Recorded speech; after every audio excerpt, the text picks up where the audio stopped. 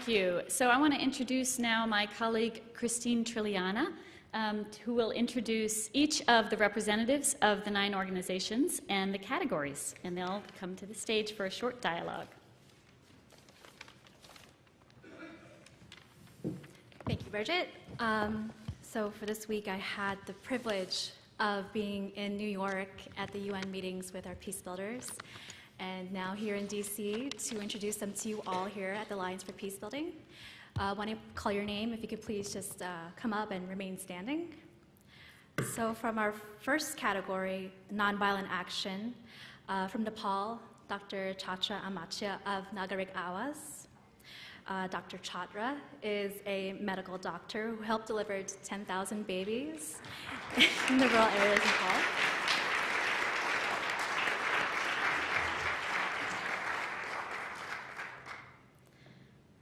From Colombia, Mariana Diaz-Kraus of Movilizatorio.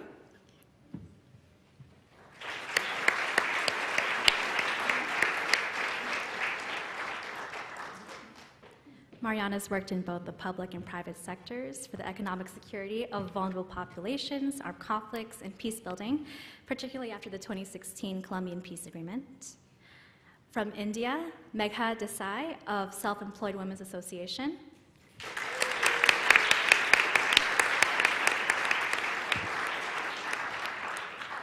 Megha manages programs to help rebuild lives after war and other disasters in India, Nepal, Sri Lanka, Myanmar, and Afghanistan.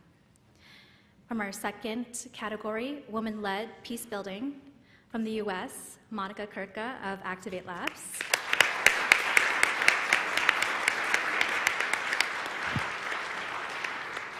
The organization is based in the US, but it also works in Latin America and has worked with organizations in Syria. From Colombia, Charo Mina Rojas of Proceso Comunidades de Negra.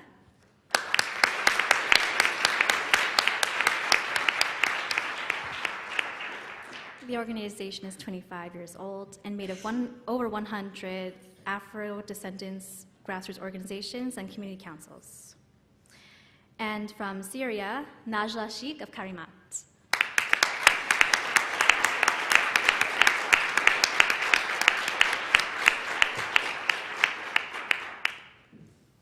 Najla has told me that before she believed peace was just a word that politicians used around, but it wasn't until she saw Syrian women begging in the streets, and when she decided that they needed jobs, she needed to help them, that's when she found herself doing peace building before she understood what peace building meant.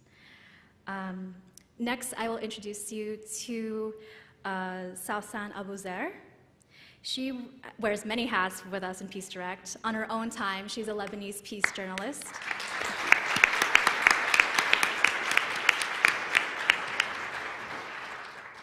But in addition, she was also part of the Peace Direct jury for tomorrow's Peacebuilders Awards.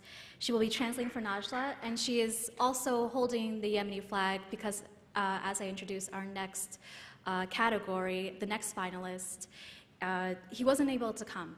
His name is Yahya Ali Maknoun, and he's from Yemen. And because of the executive order currently in the United States, we were unable to bring him over here to celebrate with the rest of the finalists.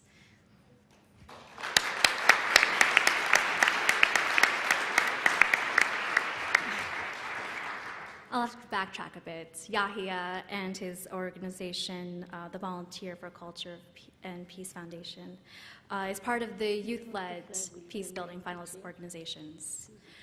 The next finalists that I'd like to introduce, originally we were going to have Ms. Duha Al-Musadar from Palestine representing Save Youth Future Society. However, we also came up against obstacles to try and get her a visa. So last minute, but very well welcomed, is Sahar Sarsour, who is right now staying in Burke, Virginia, and is a George Mason Fellow.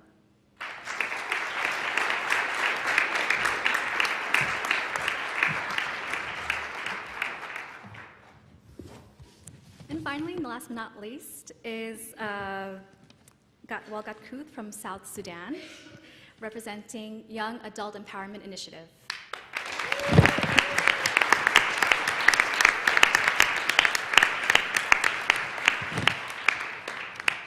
Gatwal is a South Sudanese refugee currently living in Uganda.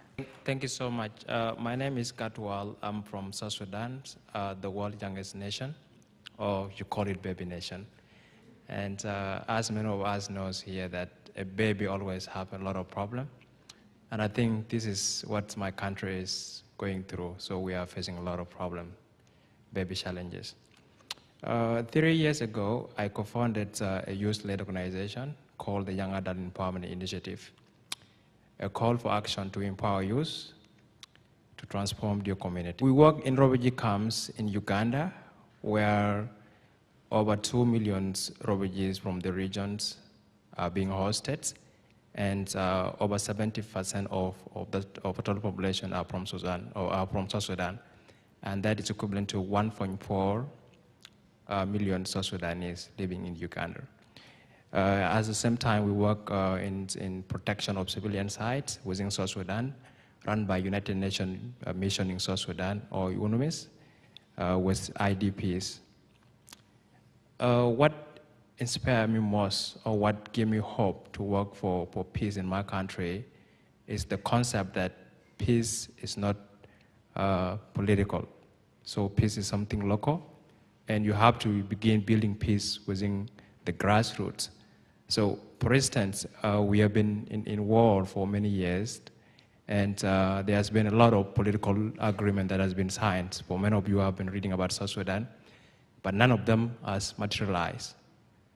But with our work, we are able, to empower young people, to prevent them from joining, conflict. I mean, being recruited in the army, and we also give them vocational trainings that keep them busy. You cannot train young people and tell them that you be in the community peacefully without them doing anything for themselves. So there must be something that keep them busy, like, make them get employed or share alliances. And this concept, we call it peace enterprise. So this is what we are doing in Uganda refugee camps, at the same time in South Sudan's IDPs camps. Thank you so much. Invite my colleague in our last minute, Scarlett, to come up and announce the cash prize, and as we celebrate all the local peace builders. So I feel very privileged to be standing up here and reading these out. So the three winners of the cash prize are, in the women-led peacebuilding group, Charomina Rojas from PCN Colombia, that's Proceso Comunidades de Negra.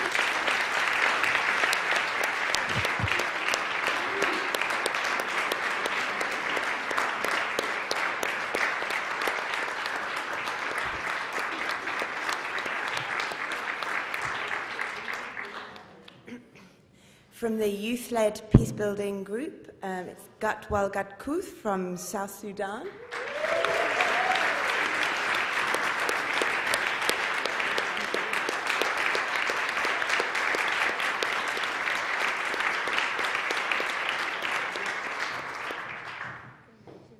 And from the Nonviolent Action and Peacebuilding group, it's Mariana Diaz-Kraus from Colombia.